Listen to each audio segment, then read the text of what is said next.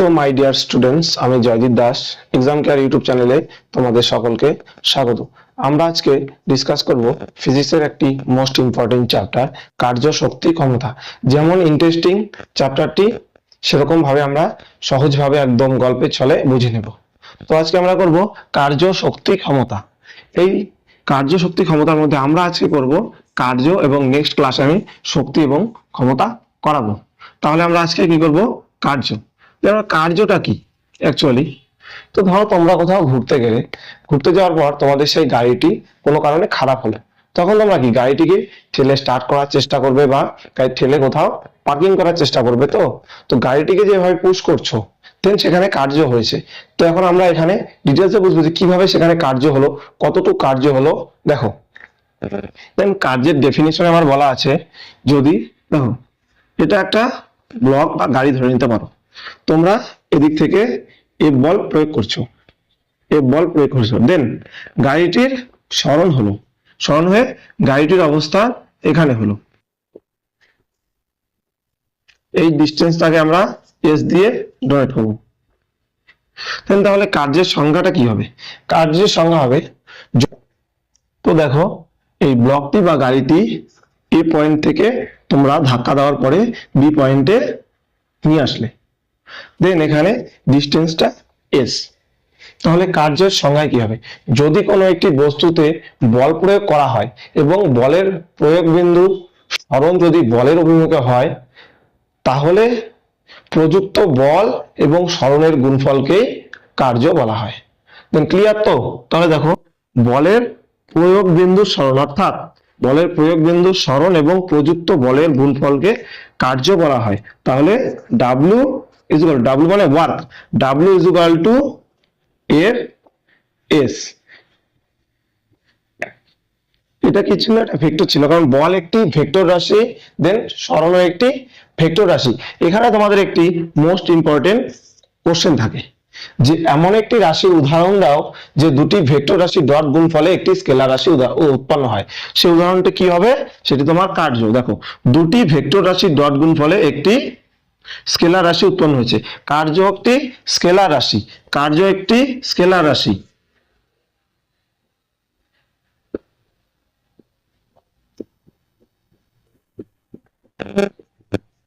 কার্য একটি স্কেলার রাশি। এবার দেখবো আমরা কার্যের একক। কার্যের যে এসআই একক, এসআইতে কার্যের একক জুল, দেন সিজিএস একক, আর্ক। এখন তোমাদের এখানে একটা কোশ্চেন থাকবে যে কার্যের সিজিএস এবং এসআই এককের মধ্যে সম্পর্ক। তাহলে দেখো, আমরা সম্পর্কটি করে নিচ্ছি। সিজিএস এবং এসআই অর্থাৎ আর্ক এবং জুল। তাহলে জুল মানে কি? জুল অর্থাৎ W, W is equal two এর এস। তাহলে আমরা কি সবগুলো এসআই ইউনিট নিব? তাহলে কার্যের SI unit joule. F, F এর একক নিউটন, ডট এস মানে সরণ, সরণের এসআই একক মিটার। তাহলে এটাকে এখন সিজিএস এ কনভার্ট করব। তাহলে বলের সিজিএস একক কি? ডাইন, এবং সরণের সিজিএস একক সেন্টিমিটার। এটা হলো, এটা সিজিএস এ কনভার্ট হলো। কিন্তু দেখো, 1 নিউটন ইজ ইকুয়াল টু কি? 10 টু দি পাওয়ার 5 ডাইন, এবং 1 metre is equal to 10 to the power 2, অর্থাৎ 100 সেমি। 1 newton is equal 10 to the power 5 dyne, এবং 1 মিটার ইজ ইকুয়াল টু 100 সেমি। এটা আমাদের সিজিএস এ কনভার্ট হলো। তাহলে দেখো, এই 10 টু দি পাওয়ার 5 এবং 100 এই দুটো মিলিয়ে কি হবে? 10 টু দি পাওয়ার 7। ডাইনই থাকবে, ডট সেমি। দেখো, ডাইন কি? বলের একক, তার সঙ্গে কি গুণ হয়েছে, সেমি, মানে স্মরণের একক, দুটোই সিজিএস ইউনিট। তাহলে বল ইনটু আমাদের কি, বল ইনটু স্মরণ কি হয়, সবসময় ওয়ার্ক হয়। তাহলে ওয়ার্কের সিজিএস ইউনিট কি হবে, আর্ক। এই দুটো মিলে কি হলো, আর্ক। এবং সামনে কি আছে আমাদের 10⁷। তাহলে সুতরাং ফাইনালি কি আসলো, ফাইনালি আসলো 1 joule is equal to 10⁷ erg. এটা মনে রাখবে, এটা দিয়ে একটা শর্ট কোশ্চেন এমসিকিউ থাকে। দেন কার্য একক হলো, কার্যের সংজ্ঞা হলো, এবং কার্যের মধ্যে যে সম্পর্ক সেটি হলো, এবং কার্য একটি স্কেলার রাশি। দেন আমরা কার্য মানে যদি বল প্রয়োগ অর্থাৎ প্রযুক্ত বল এবং সরণের মধ্যবর্তী কোনো অ্যাঙ্গেল থিটা অ্যাঙ্গেল এসে পড়ে, তাহলে কিভাবে কার্যকে আমরা ডিফাইন করব। দেখো এটা একটি ব্লক, তোমরা এদিক থেকে ব্লকটিকে বল প্রয়োগ করছো, দেন বলের সরণ হয়ে এ পয়েন্ট থেকে বি পয়েন্টে ব্লকটি আসলো। দেন দেখো তোমাদের সরণ এটা এস, সরণ এবং বলের মধ্যবর্তী কোণ কত, 0°, 0°। দেন এই বলটিকেই তোমরা যদি কিছু একটা অ্যাঙ্গেল নিয়ে প্রয়োগ করো, যদি 30° অ্যাঙ্গেল নিয়ে প্রয়োগ করো, এই অ্যাঙ্গেলটা কত, এটা প্লেন, তখন তোমার এফটা হবে এটা, এই অ্যাঙ্গেলটা 30°, তাহলে তোমার ওয়ার্ক কি হবে, অর্থাৎ কার্য কত হবে। দেখো এখানে তোমার সূত্রটা হবে work is equal two F dot, যদি এস সরণ হয়, এস কস থিটা আসবে একটা সঙ্গে, cos theta, sorry cos theta. তো দেখো থিটাটা কি হবে, থিটাটা হলো এফ এবং এস এর মধ্যবর্তী কোণ,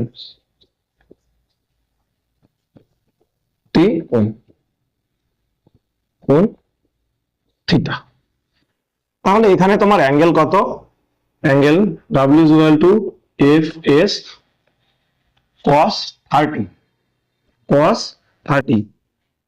কস 30°। তাহলে কস 30 ভ্যালু কত, √3/2, √3/2 এফ এস, √3/2 এফ এস। দেখো এটা কি 1 এর থেকে ছোট, 1 এর থেকে ছোট,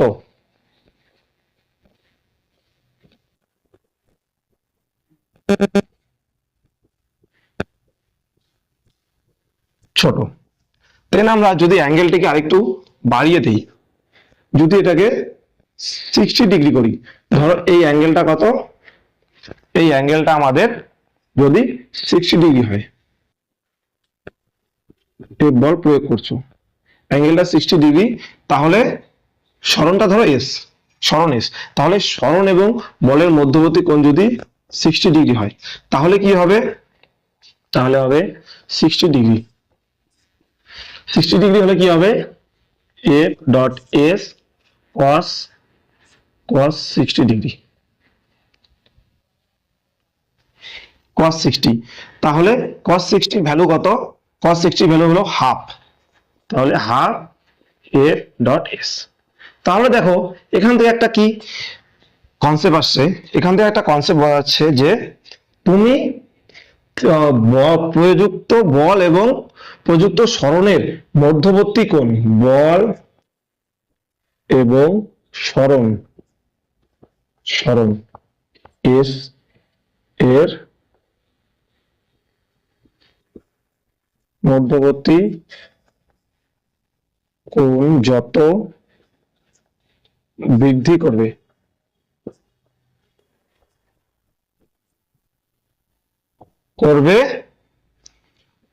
প্রযুক্ত কৃতকার্য,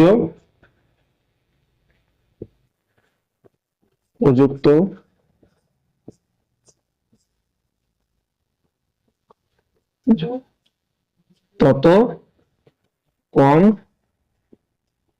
হবে। তাহলে তোমার সম্পর্কটা কি আসলো, যে বল এবং সরণের মধ্যবর্তী কোণের সঙ্গে কৃতকার্যের সম্পর্ক ব্যস্ত সম্পর্ক, অর্থাৎ বল এবং সরণের মধ্যবর্তী কোণ তুমি যত বৃদ্ধি করবে তোমার কৃতকার্যের পরিমাণ তত কমবে, অর্থাৎ ডাব্লিউ ভেরিচাস 1/θ, এখানে লিখে দেবে থিটা এফ এবং এস এর মধ্যবর্তী কোণ থিটা। তো এটুকু ক্লিয়ার হলো। আমাদের এখন আসবে বলের দ্বারা কার্য অর্থাৎ পজিটিভ ওয়ার্ক এবং বলের বিরুদ্ধে কার্য আমাদের নেগেটিভ ওয়ার্ক। দেন আমাদের আসবে জিরো ওয়ার্ক অর্থাৎ কার্যহীন বল। Positive work plus V plus positive work. তো পজিটিভ ওয়ার্কটা কি? পজিটিভ ওয়ার্কের মধ্যেই তোমরা বুঝতে পারছো যে পজিটিভ অর্থাৎ বলের দ্বারা কার্য মানে তোমার কার্য যেদিকে হবে অর্থাৎ বল প্রয়োগ যেদিকে হবে বলের অভিমুখে সরণও সেদিকে হবে, অর্থাৎ বলের অভিমুখ এবং সরণের অভিমুখ সেম থাকবে। তাহলে আমরা উদাহরণ দিয়ে একটা দেখি। দেখো আমাদের এই পেনটি আছে, এই পেনটি যদি আমরা উপর থেকে ছেড়ে দেই তাহলে কি পেনটি নিচের দিকে আসছে। এখন আমরা বোর্ডে দেখো, তো আমাদের পেনটি রয়েছে এখানে, এটি একটি পেন। তাই আমরা পেনটিকে ছেড়ে দিলাম, ধরো এটা এ পয়েন্ট, দেন পেনটি বি পয়েন্টে আসবে।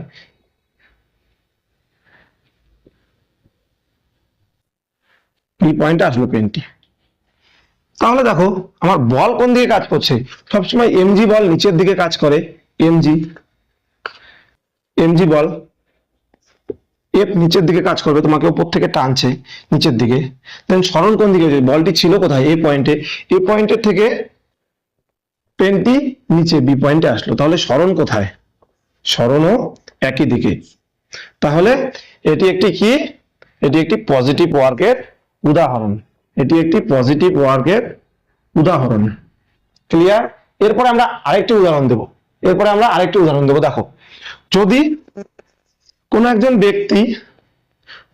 একজন ব্যক্তি সাইকেল চালায়, ছবিতে বুঝে নেবে এটা সাইকেলের ছবি।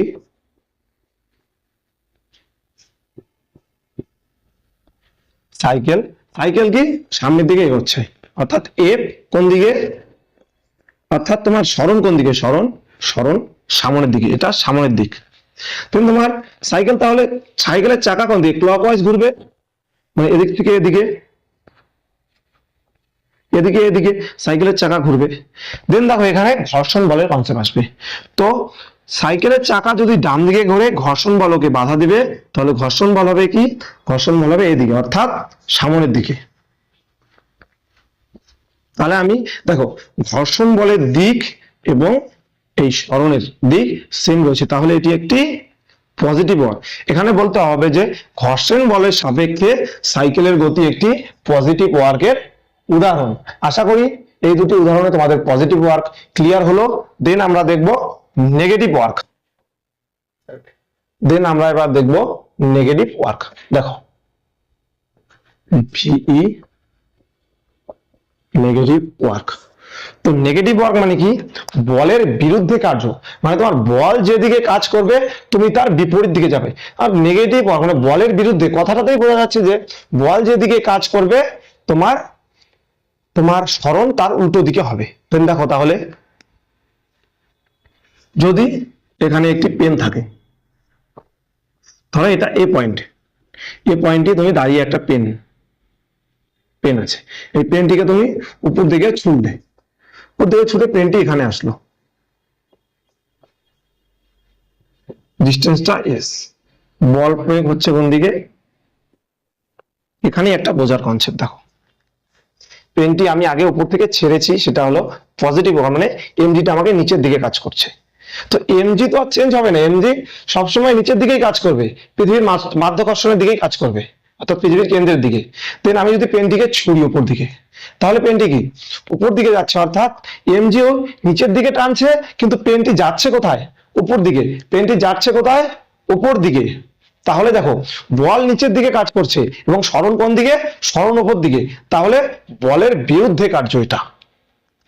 দেখো আমাদের এমজি অর্থাৎ এফ নিচের দিকে কাজ করছে, এমজি এফ নিচের দিকে কাজ করছে, কিন্তু তুমি যে বাহ্যিক বল প্রয়োগ করছো তার দরুন কলমটি উপর দিকে উঠছে, তাহলে সরণ কোন দিকে, সরণ দেখো কোন দিকে, সরণ হবে তাহলে উপরের দিকে।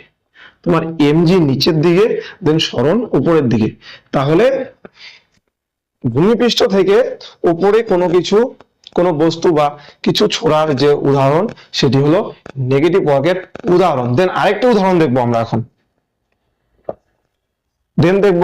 আরেকটি উদাহরণ। দেখো যদি একটি ব্লক হয়, ব্লকটি এ পয়েন্টে আছে, দেন একে বল প্রয়োগ করার দরুন ব্লকটি বি পয়েন্টে আসলো, এর ডিস্টেন্স অর্থাৎ সরণ এস। বলটি কোন দিকে, তুমি যে বল প্রয়োগ করছো অর্থাৎ এদিক থেকে ঠেলছো, তুমি এদিক থেকে ঠেলছো, তাহলে তোমার বল কোনটা, এফ এদিকে। দেন তোমার কি, তোমাকে একটা ঘর্ষণ বল বাধা দিবে, ঘর্ষণ বলটা কি, তুমি যেদিকে বল প্রয়োগ করছো তার বিপরীত দিকে হবে ঘর্ষণ বল, ঘর্ষণ বল বিপরীত দিকে হবে, তাহলে এস কোন দিকে, এস সামনের দিকে, তোমার বল প্রয়োগ যেদিকে এস সামনের দিকে, এবং ঘর্ষণ বল এফ এস, এফ সারফেস, ঘর্ষণ বল বিপরীত দিকে, তাহলে ঘর্ষণ বলের সাপেক্ষে তোমার যেখানে কৃতকার্যটা হয়েছে সেই কৃতকার্যটা হলো তোমার নেগেটিভ ওয়ার্কের একটি উদাহরণ। তো clear, positive work, negative work clear হয়ে গেল। দেন আমরা এখন দেখব জিরো ওয়ার্ক। জিরো ওয়ার্ক,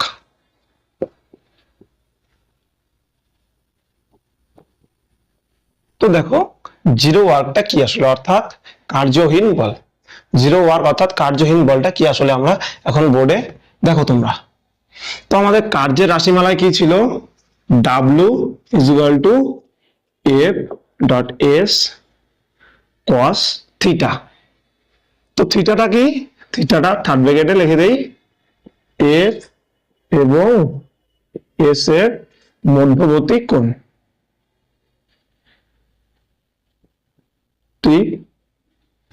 কোণ। তাহলে তোমরা একটা জিনিস দেখো তো, এখানে কার্য যদি হয় তাহলে আমার এফ, বল প্রয়োগ তো করতেই হবে, বল প্রয়োগ ছাড়া তো কার্য হবে না, তাহলে কি F, F not is equal two zero, তাহলে এফ কখনো জিরো হতে পারে না। তো জিরো কোন দুটো কম্পোনেন্ট আমাদের জিরো হতে পারে, দেন দেখো তোমাদের এস অর্থাৎ সরণ, তুমি বল প্রয়োগ করলে, বল প্রয়োগ করলে তো সরণ হলো না, এটা হতে পারে যদি আমি একটা ওয়ালকে বল প্রয়োগ করি তাহলে ওয়ালের কোনো সরণ হলো না, দেখো তাহলে এস আমাদের জিরো হতে পারে। দেন আরেকটা আমাদের পয়েন্ট রয়েছে cos থিটা। তো থিটা, cos থিটা যদি cos 90 ডিগ্রি হয়, cos 90 এর ভ্যালু কত, cos 90 degree, cos 90 degree value 0, তাহলে যদি এই পার্টটা জিরো হবে কখন, এই পার্টটা যদি জিরো হয় তাহলে আমার ডাব্লিউ জিরো হবে, যদি অথবা এস যদি জিরো হয় অর্থাৎ সরণ যদি জিরো হয় তাহলে আমার কৃতকার্য জিরো হবে। তাহলে cos থিটা কখন জিরো হবে, যখন cos থিটা 90 ডিগ্রি হবে। অর্থাৎ আমি বলতে পারি যদি প্রযুক্ত বল এফ এবং সরণ, যদি প্রযুক্ত বল এফ এবং সরণ এস এর মধ্যবর্তী কোণ যদি 90 ডিগ্রি হয়, মধ্যবর্তী কোণ যদি 90 ডিগ্রি হয় তাহলে সেটি জিরো ওয়ার্ক অর্থাৎ কার্যহীন বল হবে। তো দেখো কার্যহীন বল, তবে আমরা উদাহরণ দিয়ে বুঝি কিভাবে জিরো ওয়ার্কটা সম্পূর্ণ হয়। দেখো তোমরা দেখবে যে রেল স্টেশনে কুলি ভাইরা মালপত্র বহন করে, যে কোনো রেল স্টেশনে গেলেই দেখতে পাবে তোমরা। তাহলে দেখো কুলিরা কিভাবে মালপত্র বহন করে, এভাবে একটা কিছু ধরে নিল, ধরে নিয়ে এভাবে বহন করে চলছে, তাহলে দেখো এটা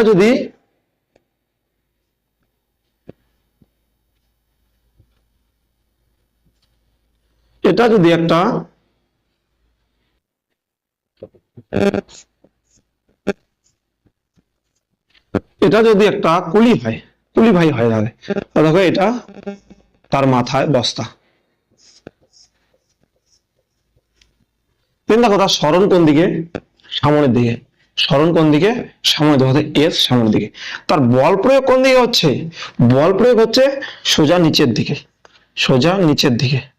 তাহলে মধ্যবর্তী কোণ কত? দেখো মধ্যবর্তী কোণ কত? 90 ডিগ্রি। মধ্যবর্তী কোণ কত? 90 ডিগ্রি। তাহলে ওয়ার্ক কত হবে এখানে? Work is equal two F S cos theta. তাহলে থিটা কত? 90 ডিগ্রি। এফ এস কস 90, তাহলে 0, কেননা cos 90 degree is equal two 0। তাহলে বুঝলে কিভাবে দেন আমরা জিরো ওয়ার্কের আরেকটি এক্সাম্পল দেখব। দেখো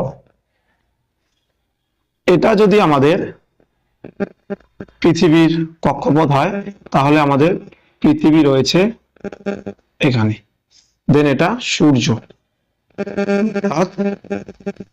সূর্য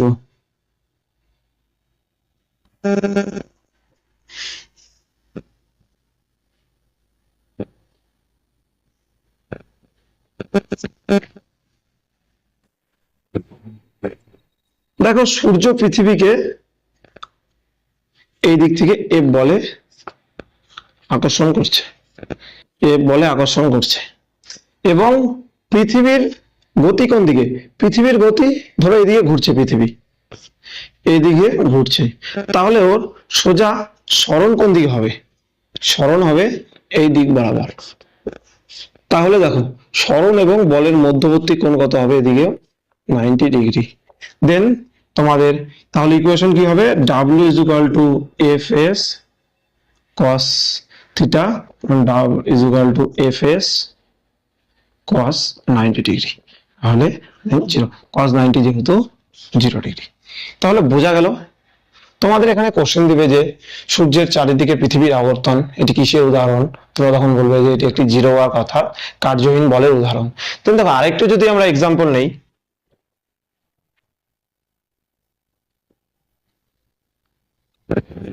অফিস যাওয়ার ক্ষেত্রে একজন ব্যক্তি